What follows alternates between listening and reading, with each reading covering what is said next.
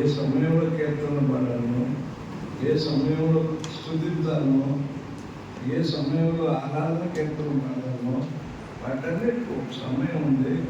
మీరు కూడా సమయం ప్రకారమే రావాలి. రాకుండా ఉంటే రేపు ఆయన లెక్క పడతారు.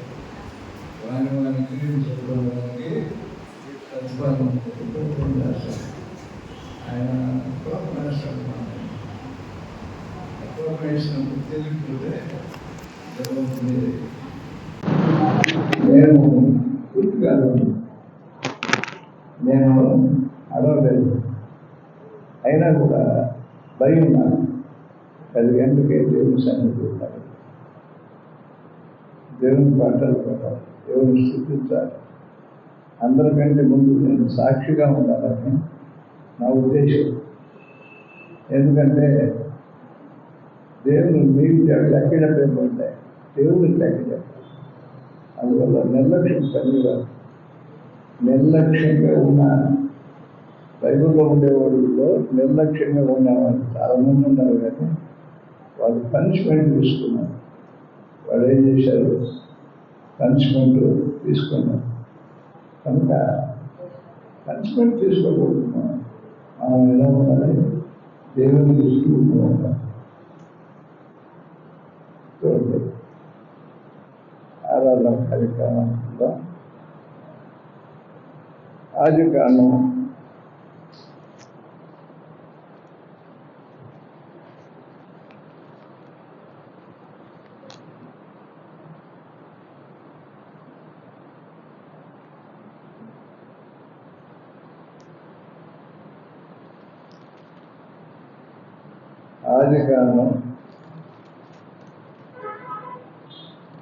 4వ అధ్యాయం.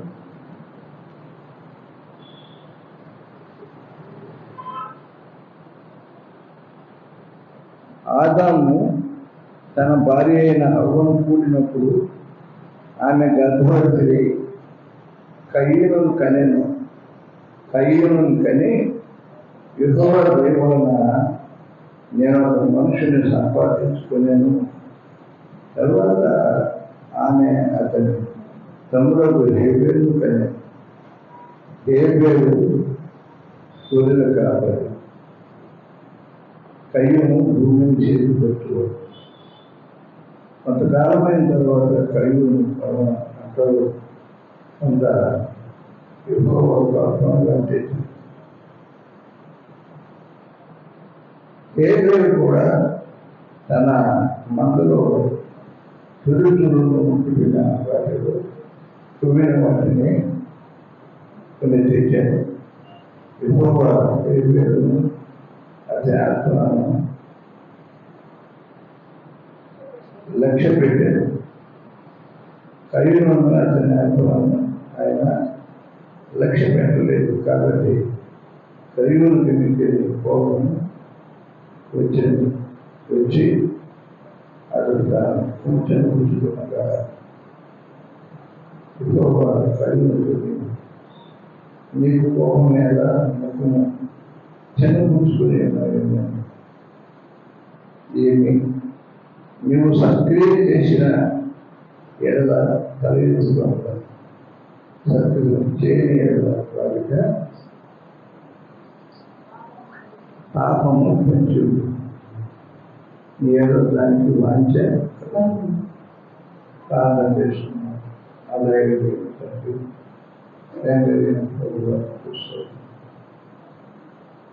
దేవుడు, మహాదేవుడు, ఉన్నతుడు అయినా నేను కుమారుని మమ్మల్ని కనుగొని ప్రేమించాడు. నీ బిడ్డలుగా స్వీకరించాడు. నీ పరలోకం దగ్గరికి వచ్చాడు. భూమి పాపంతో నిండిపోయింది. అందుకనే పాపలను రక్షించుటకు యేసుక్రీస్తు లోకమునకు వచ్చాడు. గొప్ప దేవుడు అయ్యండి. ఆకాశాన్ని మహాకాశాన్ని పట్టదాల్లో అడిగింది. భూలోకానికి రావటం భూలోకంలో తాకి ఉన్నారు. అయితే పాపి పాపంలో చనిపోవటం నీకు ఇష్టం లేదని పాపి కొరకే మీరు పాపిగా ఈ లోకానికి వచ్చారు. ఎందుకంటే పాపి శరీరం ఇది మనుషుని యొక్క శరీరం. ఈ మనుషుని యొక్క శరీరాన్ని మార్చబడ్డారు.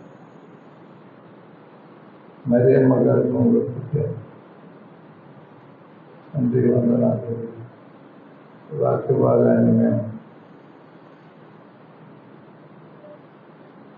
ఆలోచించుండగా మీరే మీ జ్ఞానాన్ని మాకు అనుగ్రహించమని మా ప్రభువును రక్షకుడైన యేసుక్రీస్తు నామమున మిక్కిలి వినయంతో వేడుకుంటున్నాము తండ్రి. ఆమేన్. ఆది కాండంలో మొట్టమొదట ఆదాము కనపడతారు.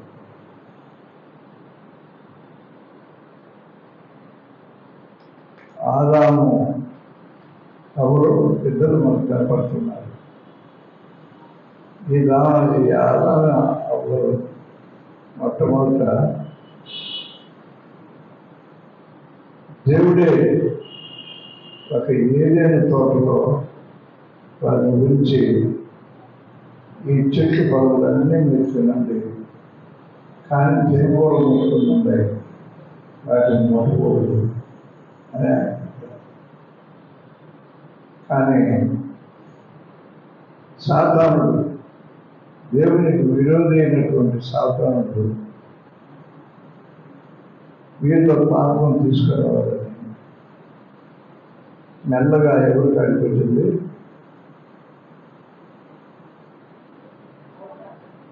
ఎవరు?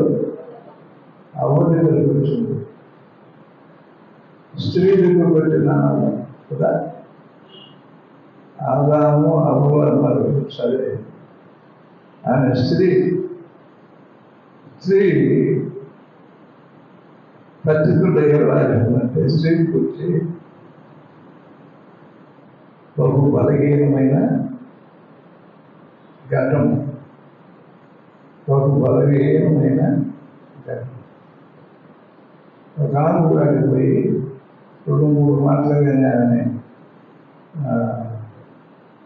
ఆమె గాలి కొట్టేస్తే, అంటే దాన్ని ఏమంటారు,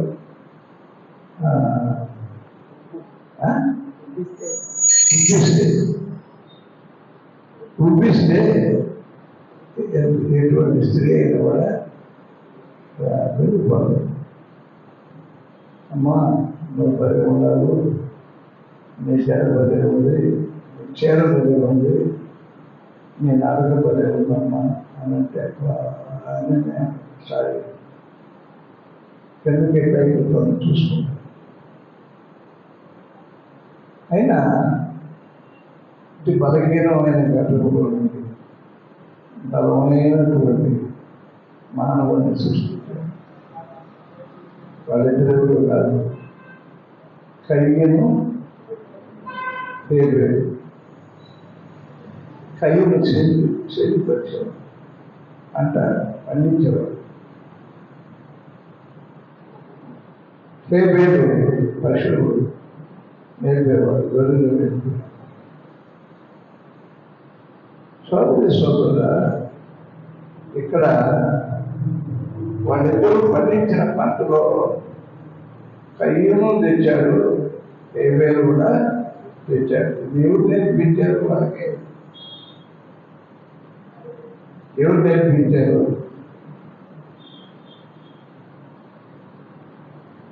ఆదాము అవ్వలే నేర్పించారు.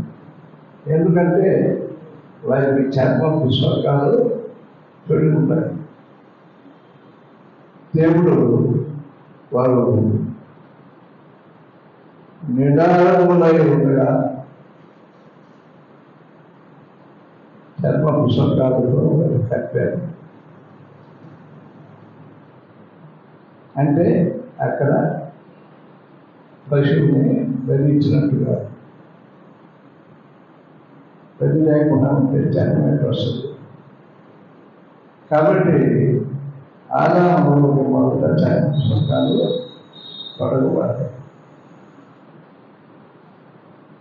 ఏమైనా కూడా ఈ హేబేలు కయ్యూను ఇద్దరు తండ్రిని చూసి బలి ఎలా ఇవ్వాలనేది నేర్చుకున్నారు.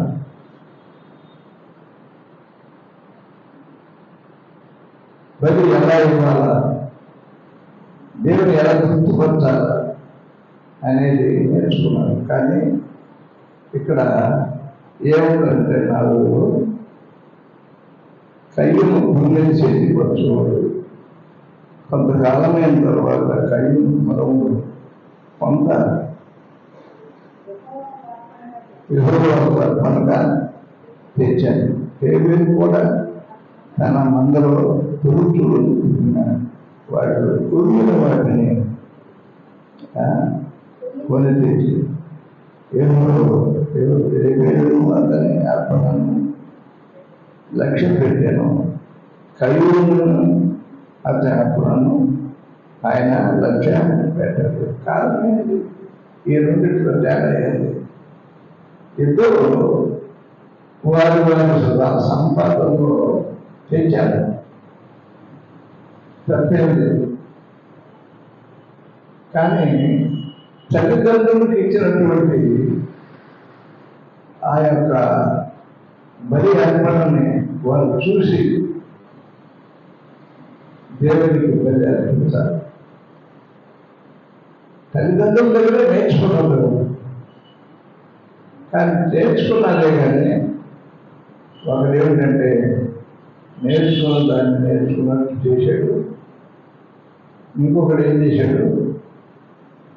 నేర్చుకున్నట్టే చేశాడు. కానీ దాంట్లో పొరపాటు. ఏం పొరపాటు అంటే దేవుడికి బతికివలసింది పశువుని కదా, అంటే గొర్రెలు కాదు. అందుకని ఇక్కడ అంటాడు వాటిల్లో చూడండి, చేతికి వచ్చేవాడు, తర్వాత పొలంలో పంట యెహోవా అర్పణగా తెచ్చాను. హేబేలు కూడా తన తొలిచూరులో మందలో తొలిచూరును కుంగిన వాటిని చూసారా? ఏం తెచ్చాడు? కుంగిన వాటిని తెచ్చాడు. ఏదో ఒక జంతువు ఉంటాను కుంగిన పరిచినది దేవునికి ఇష్టమైన గుర్తించాడు. అయితే మనం బట్టి విద్య కదా తీసుకుని పోయి నేను దేవుడిని బలిస్తాను అని అనుకున్నాడు పెద్దవాడు. అంటే తెచ్చాడు. ఒకవేళ పరమోపు చెప్పాడు అంతే కదా, పరమోపు తెచ్చి దేవుడి సన్నిధిలో పెట్టాడు. హేబేలు ఏం చేశాడు? దేవుడికి ఇవ్వవలసింది లేదో దాన్ని తీసుకొచ్చాడు. అయితే దేవుడు ఏం చేశాడు? కయ్యూని అర్పణను ఆయన నిర్లక్ష్యం చేశాడు. హేబేలు అర్పణని లక్ష్య పెట్టాడు. కారణం ఏంటంటే దేవుడికి కావాల్సినటువంటి అర్పణ హేబేలు తీసుకొచ్చాడు.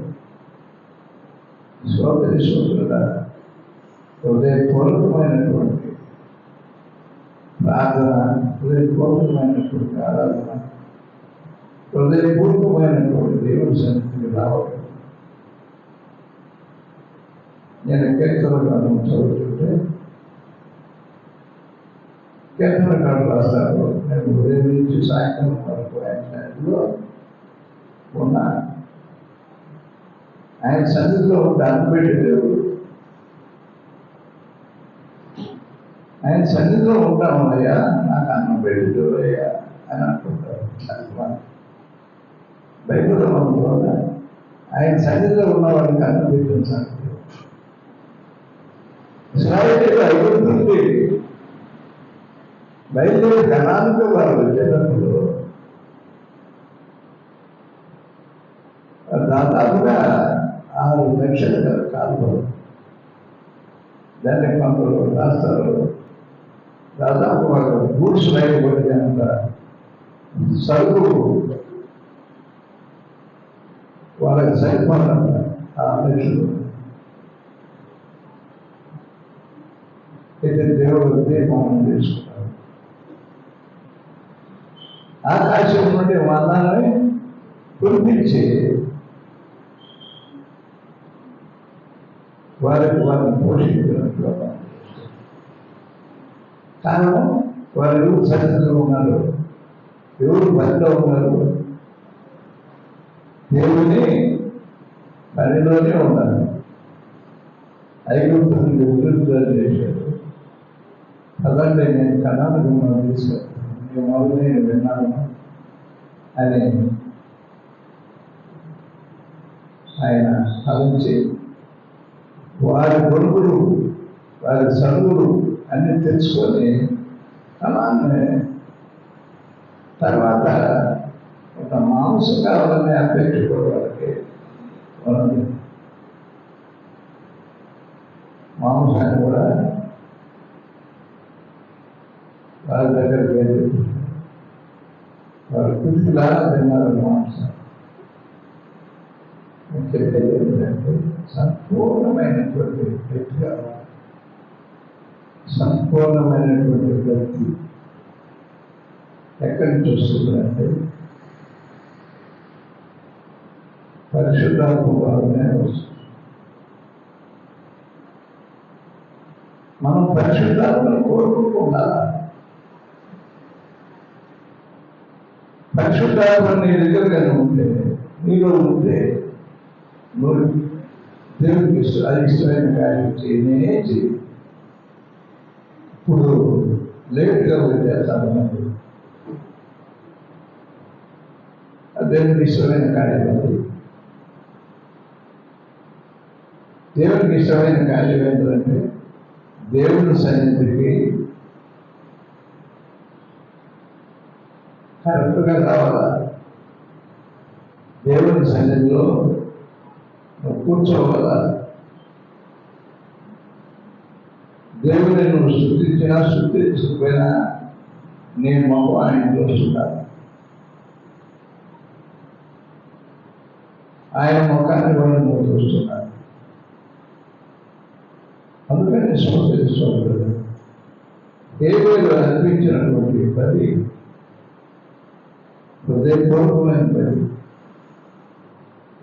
ఏదైతే ఆయనకి ఇష్టమో ఆ ఇష్టమైన దాన్నే ఇచ్చాడు.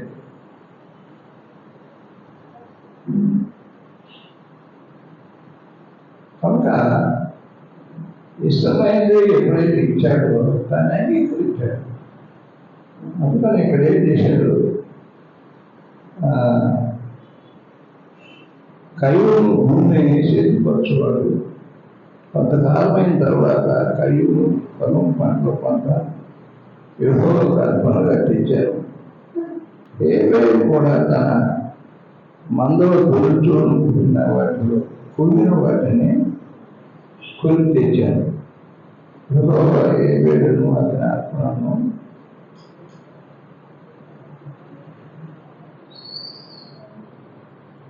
లక్ష్య పెట్టాడు. యెహోవా హేబెలును అతని అర్పణను లక్ష్య పెట్టాడు. కయ్యూను అతని అర్పణను ఆయన లక్ష్య పెట్టలేదు.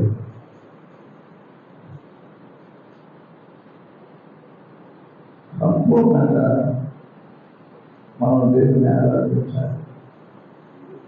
భయభక్తులు కలిగి ఉండాలి.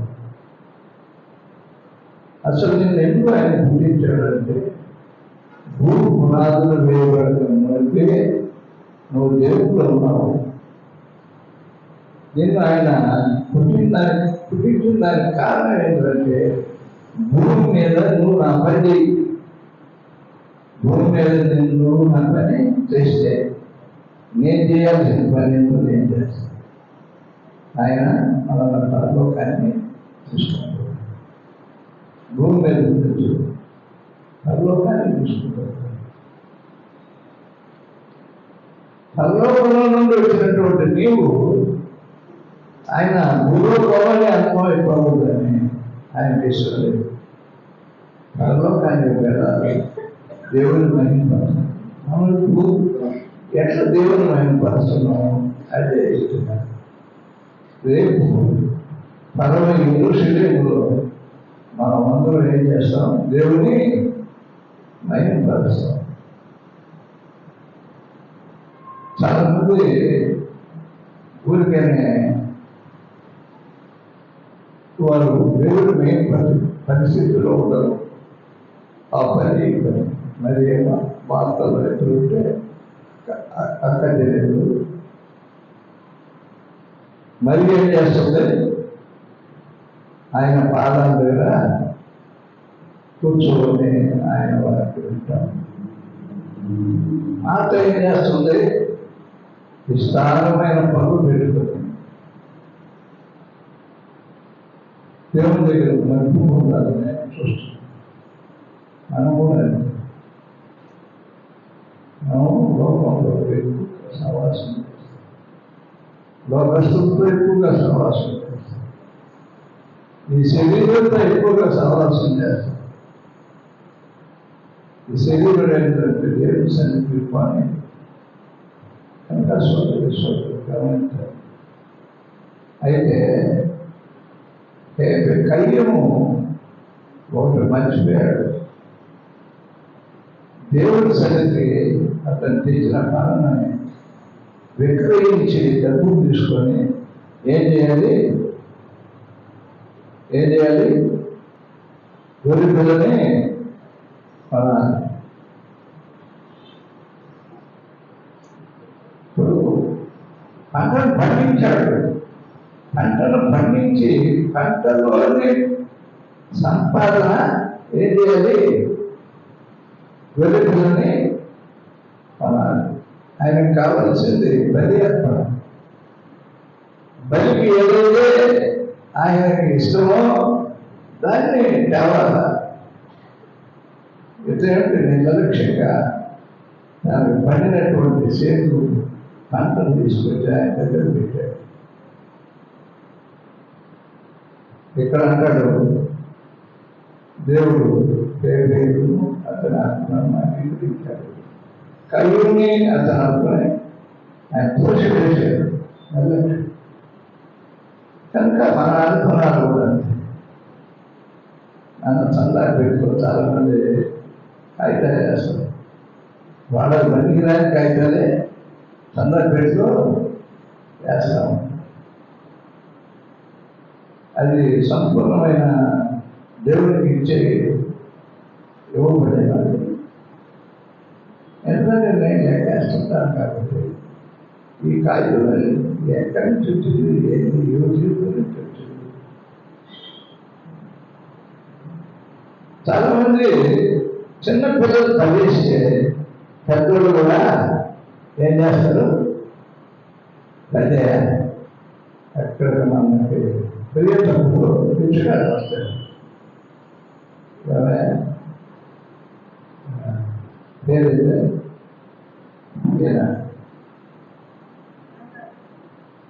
నేనమ్మా గంగాధర్ ఏమయ్యా వాళ్ళకి నువ్వు వేస్తుంటావు. ఏం చేస్తావు?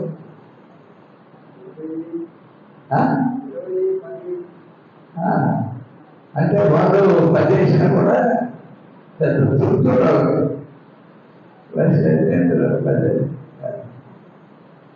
కానీ మనము ధనికులు, మనం ఎవరిని ధనికులు కాదు. ధనికుడైనటువంటి దేవుడి కడుపు నుంచి వచ్చిన వాడు కారణాలు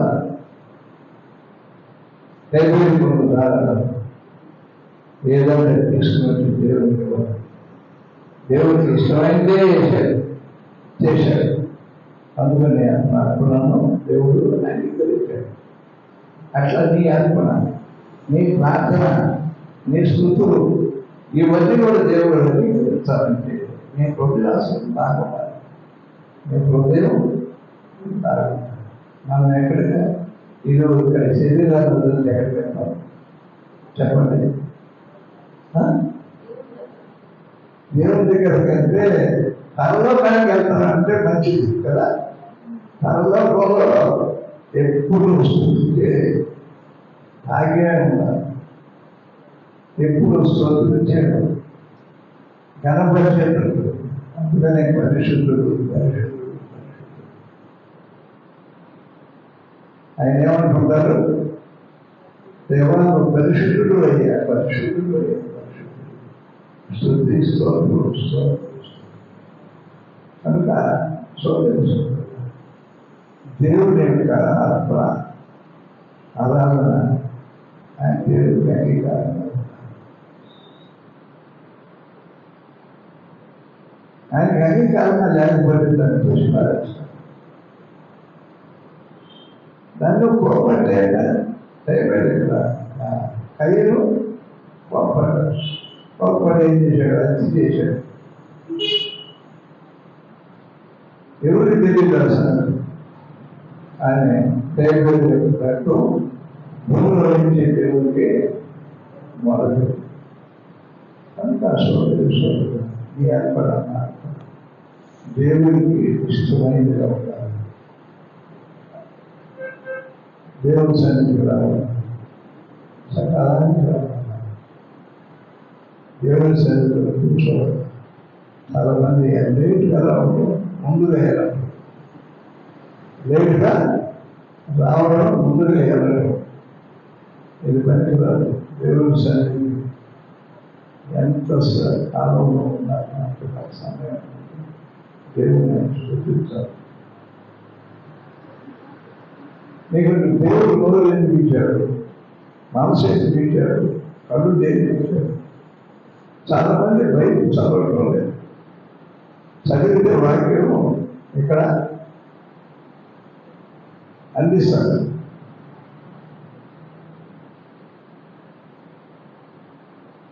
మంచి బ్యారియర్స్ ఉన్నారు, కానీ వాక్యం కలుగుతారు.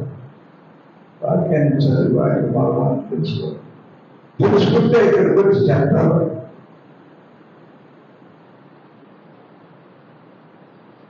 కనుక సహోదరు మీరు బైబుల్ చదివితే దేవుని మహిమలు మీకు అర్థమవుతాయి.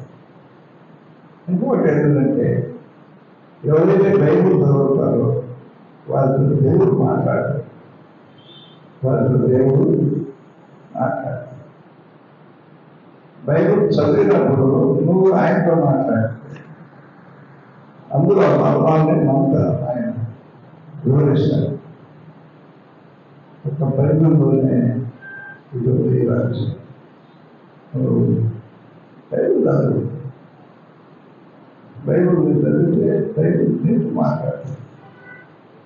అందుకని అంటారు దైవ గ్రంథం కనుక ఆ రీతిలో మనం సాగిపోదాం. దేవుడి వారికి దీవించాలి.